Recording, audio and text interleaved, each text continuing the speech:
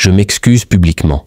Bruce Toussaint a assommé un supporter italien lors de la finale de la Ligue des Champions. Le journaliste et présentateur de Bonjour, la matinale TF1, avait fait le déplacement jusqu'à Munich pour suivre le match de football opposant le Paris Saint-Germain à l'Inter Milan. Ce lundi matin, après 2 jours de célébration, Bruce Toussaint a souhaité revenir, en direct de Bonjour, sur TF1, sur la victoire du Paris Saint-Germain à la Ligue des Champions. Match auquel le journaliste a assisté dans les tribunes de l'Allianz Arena de Munich, à l'instar de nombreuses personnalités françaises. Il faut savoir qu'être supporter, ça ne se décide pas. C'est souvent une histoire de famille, de copains. Ça vous tombe dessus, a d'abord estimé le présentateur. On est capable de faire 2000 km en 24 heures pour être dans le Saint des Saints. J'ai eu cette chance, ce privilège, c'était extraordinaire. M'a-t-il ajouté avant de raconter une anecdote plutôt drôle.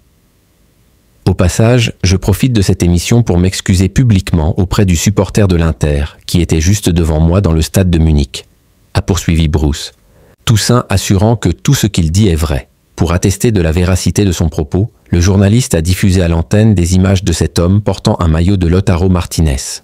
Quand j'ai déplié mon mètre 93 un peu violemment au moment du 3e but, je l'ai à moitié assommé, s'a-t-il raconté avant de faire son mea culpa. Moment d'euphorie pas tout à fait contrôlé. J'ai voulu dire pardon, mais je ne me souvenais plus comment on disait ça en italien. Ça m'est revenu après. Scusi. Et de conclure, la soirée s'est poursuivie sans violence de ma part. De toute façon, ils sont partis.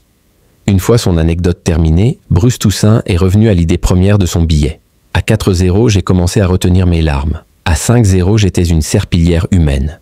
J'ai repensé à mon père, qui m'avait emmené pour la première fois au Parc des Princes à l'âge de 13 ans, et qui m'a transmis cette passion. Mon père qui n'est plus là pour vivre ses émotions. Et peut-être que mon fils lui-même transmettra ça à ses enfants dans quelques années. Une histoire de famille, je vous le dis.